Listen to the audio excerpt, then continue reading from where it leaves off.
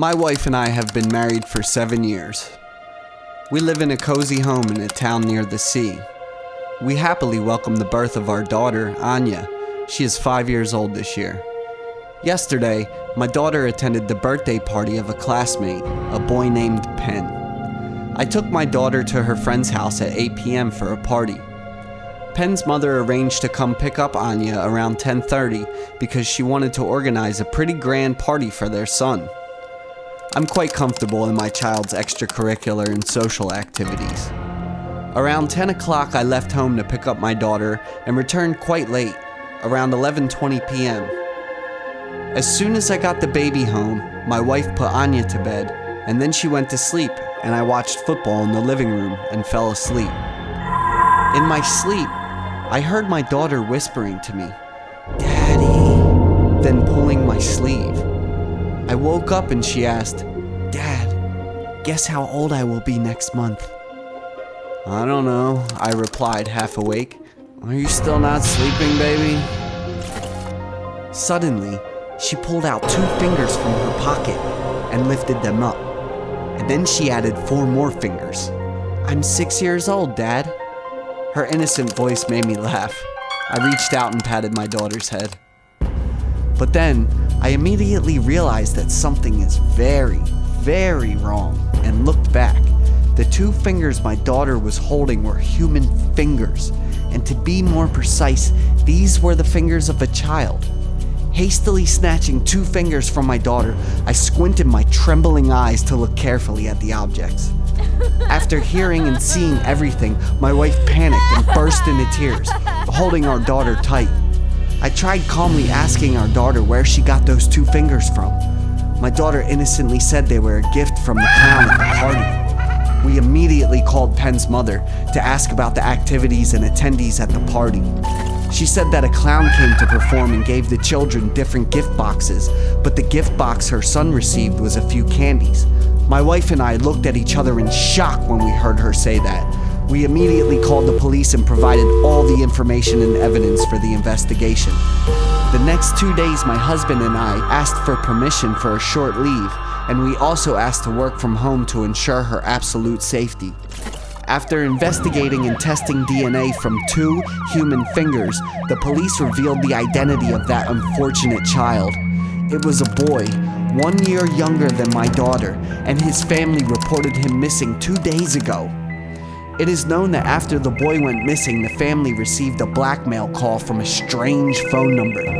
However, the amount of money was too large. The family did not have time to prepare. They only received one last message that their child had died and completely lost contact with the kidnapper. The search for the boy and the clown expanded and became more intense. A few days later, the body of the boy in distress was found in a remote area near the town, nearly 30 kilometers, but there was no trace of that clown. Checking all the video recordings and photos at Penn's birthday party, the image of that clown was very blurry. Penn's mother said that she and her husband both thought this was a surprise the other had for the children, so they were not on guard. The photos only captured parts of him, such as his arms, shoulders, and hair. With only such images, it is very difficult to confirm his identity and to hunt down the predator. My wife and I are more scared every time we think that the kidnapper has approached our daughter. He showed these 2 fingers to my daughter as a challenge to the police, as well as a chilling warning to my family. Surely that pervert has noticed my family and is still somewhere around here.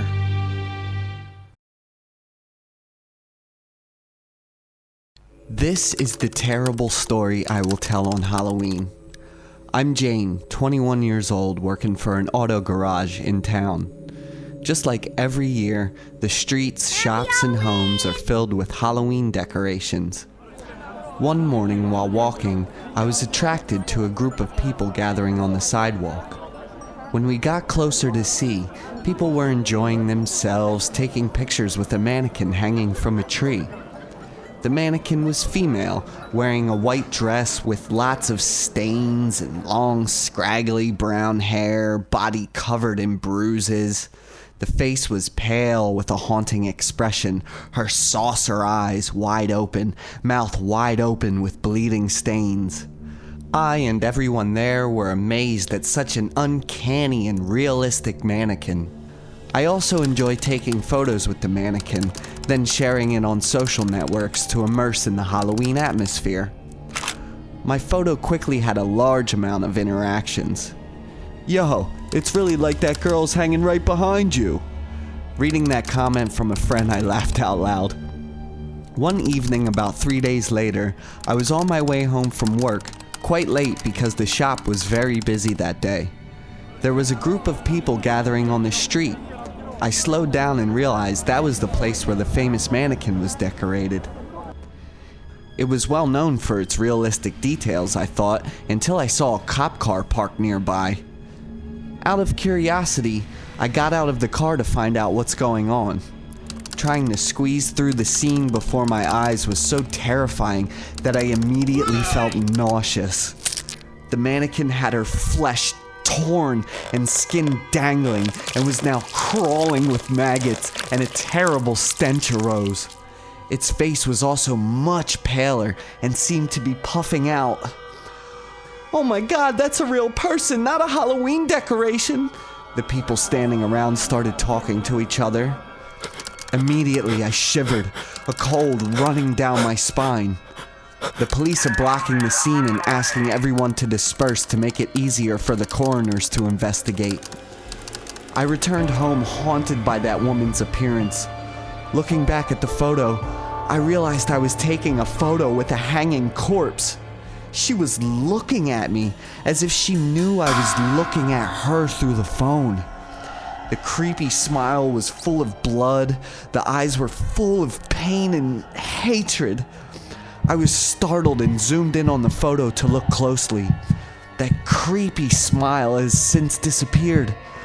I hastily deleted the photo and tried to do chores around the house to not think about it anymore. But that whole evening, I was constantly haunted by a feeling of uneasiness that I don't know why is there. I went to my room early, trying to relieve my anxiety by playing games. After a while, I decided to go downstairs to get some snacks. As soon as I looked towards the door, I was startled and screamed loudly when I saw the silhouette of a woman wearing a white dress with long flowing hair at the door. "Are you alright?" It turned out to be my mother. My heart skipped a beat. I acted as if nothing happened. I told my mother it was okay, and I went to bed and covered myself with the blanket. I don't remember what time it was when I woke up. The feeling of something touching my hair and nose makes me uncomfortable. As I slowly opened my eyes, I saw a foot hovering right in front of me. I looked up. The hanging woman's body was looking at me with a rotten face and a bloody smile. I was so scared that I couldn't open my mouth or move. Suddenly, the body's head fell right in front of me. That smile and eyes right before my eyes. I jolted from my bed with all my strength, eyes still closed shut, screamed my lungs out. I ran down to the living room. The loud scream woke everyone in my home up. The whole night my parents were with me because I was so panicked. 2 days later, the town news reported on the incident that the decorative mannequin on the street was actually the corpse of a hanged woman. The girl's identity was discovered. Her name was Hannah, 20 years old. She was murdered by her vile, cruel, junkie boyfriend. After that, I was traumatized by girls with long hair wearing white clothes, especially white dresses. One evening, I worked overtime at the garage. At that time, around 11 a.m., a Toyota Camry entered the garage with its warning lights flashing continuously. I ran out to find the situation. Stepping out of the car was a girl with long hair, wearing a white dress that covered most of her legs. She didn't look at me, but was still bending down to get something from the car. I started to feel nervous. I asked her what help she needed. She said there was a problem with her car's brakes, causing her to almost have an accident, and she wanted me to check it for her. She stood up straight and looked at me. the face that I knew too well. She smiled and introduced herself as Hannah.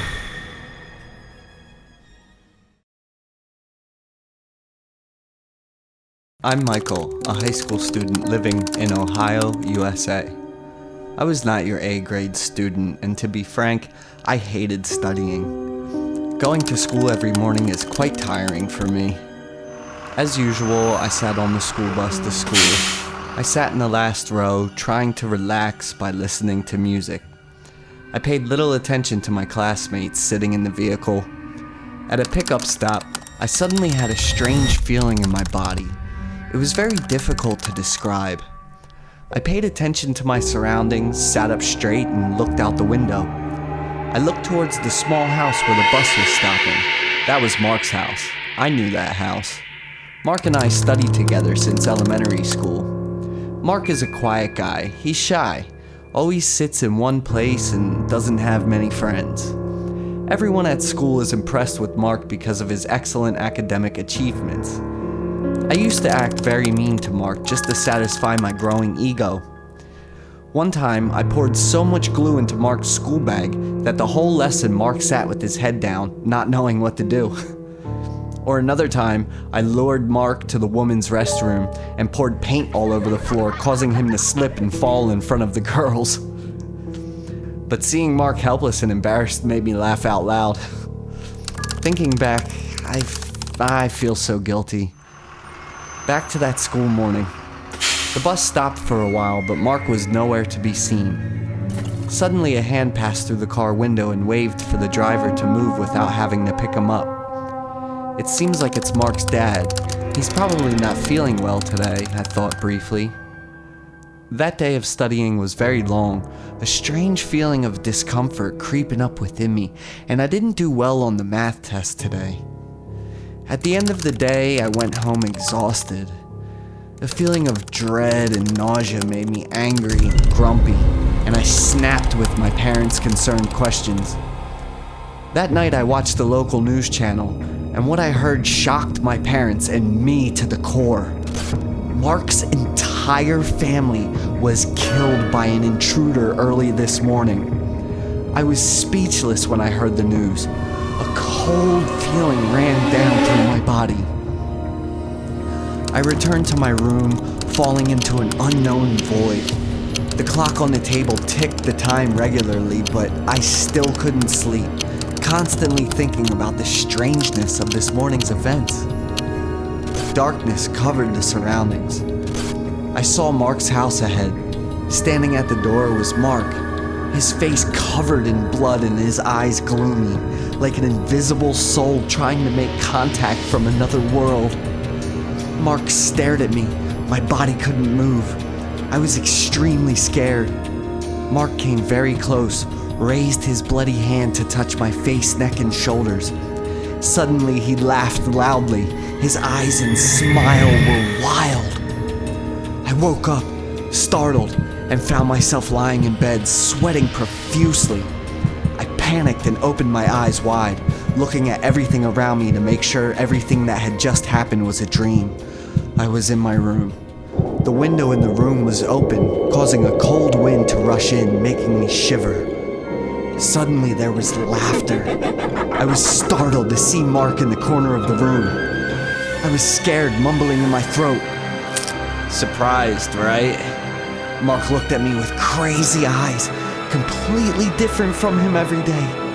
I slapped my face hard to make sure this wasn't a dream. Mark is still alive. He is right in front of me. Mark went to lock the door and walked towards me with a creepy smile. He slowly pulled out a knife and held it close to my neck to control me. Let me tell you a secret.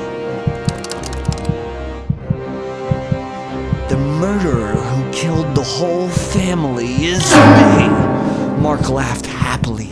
He was crazy. I'm so disgusted and tired of being controlled by my parents. They don't let me do anything but do homework. Yesterday I had to study until 3 a.m. Seeing their faces drove me crazy. I want them to sleep forever so no one can control me anymore. Using the great knowledge I have from physics and chemistry, it was easy to bypass the police. Every word Mark said made my body cold. I was extremely panicked in front of a crazy man willing to do anything. "You'll be next. Remember those pranks you did on me?" Mark growled. The knife in Mark's hand moved closer to my neck. I could feel the sharp blade about to cut the skin of my neck. I trembled in fear. Mark laughed even more excitedly.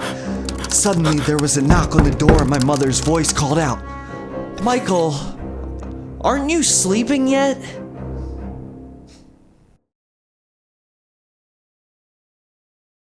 My name is John, 22 years old, working as an employee at a Domino's store on the outskirts of town. Although the restaurant is small, it is quite busy, especially in the evening. One late night around 9:30 p.m., the restaurant only had 1 to 2 customers left. That night, I worked with a colleague named Mary. The bell rang, signaling that the store had customers. Mary was busy, so I went to the counter to continue. I quickly wiped my hands on my apron and ran out with a cheerful voice. But the weirdest thing was there was no one around. At first I thought it was child's pranks. I was about to turn around and go inside when suddenly a customer walked in. In front of me was a tall, thin man with a pale face and deep black eyes. He was wearing a long black coat, looking quite sloppy. I politely asked him what he needed. He ordered a large pizza with mushrooms and bell peppers on top. Nothing else. The strange thing was that he asked me to cut the pizza into equilateral triangles, each side exactly 13 centimeters long. I think he's probably quite picky about what he eats. Quickly making pizza according to the customer's request, I carefully measured and cut each pizza slice to exactly 13 centimeters. As I cut into the pizza, I felt cold air run down my spine. I looked up a bit startled. There was something strange about the man's silhouette on the wall, as if it was twisted and deformed. I gave him the pizza. He gave me a lot of change. He stared at me and gave me a scary smile. I shivered a bit when his hand touched mine. Looking down, I was startled to realize that there were no fingers in his hand, only sharp, fleshy tips. My body trembled, unable to move. I kept looking towards that man until he was gone. I still stood there without moving until Mary ran over and patted my shoulder. She asked why I was standing here, and I explained that I had just sold a large pizza to a strange man. Mary seemed surprised and told me that she didn't see any customers, nor did she see me selling any pizza. She said the store had been empty for a while. She was cleaning the kitchen and couldn't find me. To my surprise, I confirmed that I had indeed sold a large pizza topped with mushrooms and bell peppers to a man. I put my hand in front of Mary and said this is the amount the customer paid. Both Mary and I were startled when we saw a handful of soil full of insects in our hands. I panicked and threw that horrible thing to the ground. Insects crawled on the floor. Mary screamed in fear. Mary and I decided to check the store's security cameras to review the entire incident. However, I didn't see any customers entering the store. The whole thing was just me standing in front of the door talking to myself.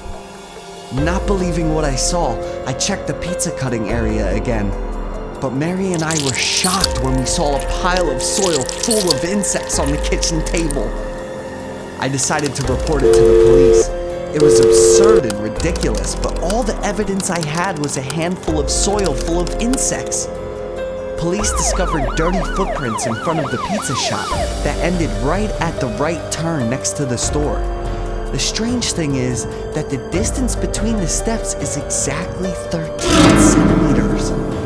After a period of investigation, the police did not find any trace or information related to the strange man or the horrifying event that Mary and I experienced. Mary and I quit our jobs right after that because we were so scared.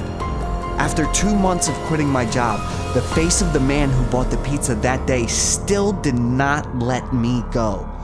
One morning I read an article that found the murderer of a construction worker 5 years ago. The poor worker was then 31 years old. He was pushed into the concrete mixer. His body was mixed with concrete and soil. His decomposing body was buried with the concrete and cement right under the foundation of the structure.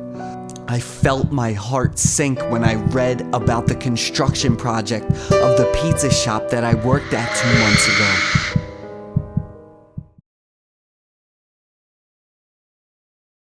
My name is Ethan. I live alone in a small town in the southern United States. My work takes up a lot of time in a day. I have to leave the house at 8 a.m. and return at 7 p.m. The area around my house was quite empty until the last few months. A family of a young couple and their daughter moved in. They weren't very friendly, so I only greeted them briefly in some first meetings. When I came home from work in the evening, I saw a little girl sitting on the side of the road wearing thin clothes in the cold winter. After a few questions, I realized that the girl was the child of a young couple next door. The girl was about 5 years old, shivering, her eyes fixated on the ground. When she heard me ask, she just looked up, looked at me with innocent, puffy eyes, and did not answer. I was about to help her stand up, but suddenly her mother's scolding sound came from afar. She is Kate, about 35 years old, with a thin body and some bruises on her face. I greeted Kate in a friendly manner, but she ignored me. She roughly pulled her daughter into the house and scolded her repeatedly, causing her to cry in fear. That night while I was sleeping, the sound of the couple arguing and the loud cry of the neighbor's daughter woke me up. This wasn't the first night like that. Since they moved in, I was often bothered by loud arguments. I'm quite uncomfortable. It's been a long day of work, so I really want to rest. But it's a private matter of their family, so I'm not feeling comfortable about reminding them and instead choose to keep quiet. The frequency of the couple's arguments is increasing. They use harsh words and insult each other. Sometimes there is a mother's yelling at her daughter, followed by her loud crying. I feel sorry for her when she has to live in such an environment. A few days later, that house felt strangely quiet. They must have resolved their conflicts, I thought. Another evening, I came home later than usual. On the dirt road leading to the house, I saw Kate's daughter again. This time she dressed more warmly. The little girl no longer sat with her head down, holding a toy shovel and diligently digging down the dirt road. I approached her and gently asked her what she was doing here. Her face was much brighter. Her innocent voice answered me, "I dig graves to bury people." That innocent voice told me that I was following my mother's actions the previous evening. I looked towards the neighbor's house in fear. Kate's figure standing in the door startled me. Her eyes were sharp and a bit angry. Kate slowly approached, pulled her daughter's hand, and went into the house without saying a word. Early the next morning, I heard loud crying and a very strong banging on the door. Hurrying to open the door, I saw a little girl with messy hair and disheveled clothes crying loudly while pointing towards her house. A series of questions arose in my mind. Walking towards the house, I immediately felt a cold chill running down my spine. In the house's messy living room, Kate hanged herself, her body floating, her face pale. I felt like my body was frozen shut, so scared that I couldn't move. My mind went all blank, my ears were ringing. The girl's cry pulled me back to reality. Immediately I smelled a terrible stench. Taking the girl back to my house, I quickly called the police. After investigation, the police concluded that Kate's death was due to her hanging herself. Even more horrifying, they discovered Kate's husband's body buried behind the garden. The body was determined to have been dead for about 5 days and was decomposing. Kate herself attacked and murdered her husband, and then she ended her own life. Kate's daughter fell asleep in my arms because she was tired. Looking at the poor girl, I felt sorry for her unhappy childhood and having to witness so many terrible things. The girl was taken to live with her aunt in rural California, 300 kilometers from her old home. I think her parents' married life is not happy. The bruises on Kate's body are most likely caused by her husband's violence. Kate only acted spontaneously when she murdered her husband due to the life of too much pain and repression she had endured in the past.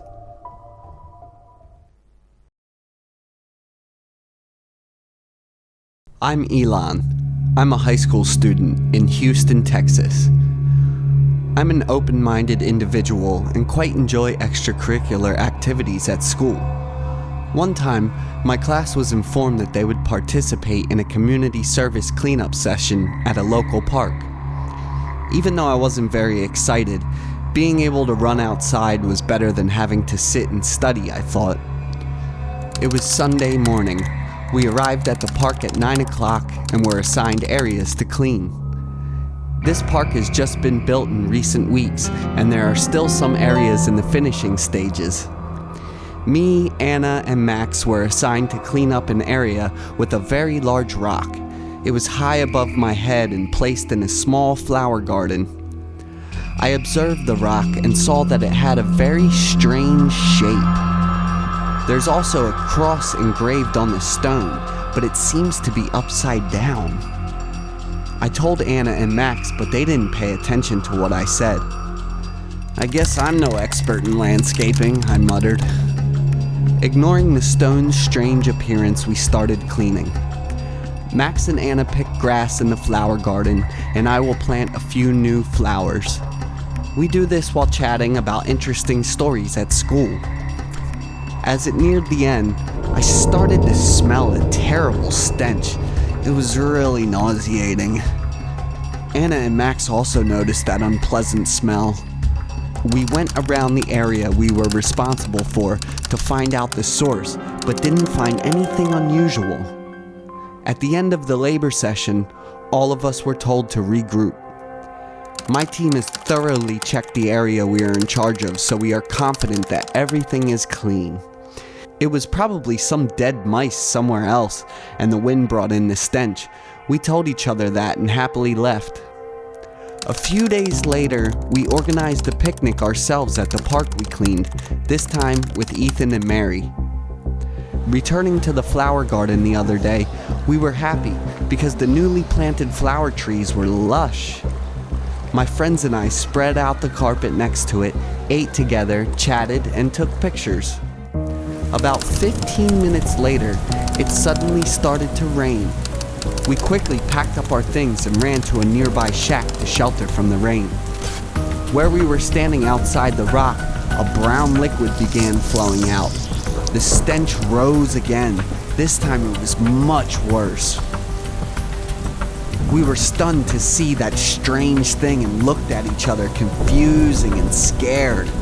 About 20 minutes later, the rain stopped. Me, Max, and Ethan came closer for a better look. Mary and Anna fearfully huddled in the shack.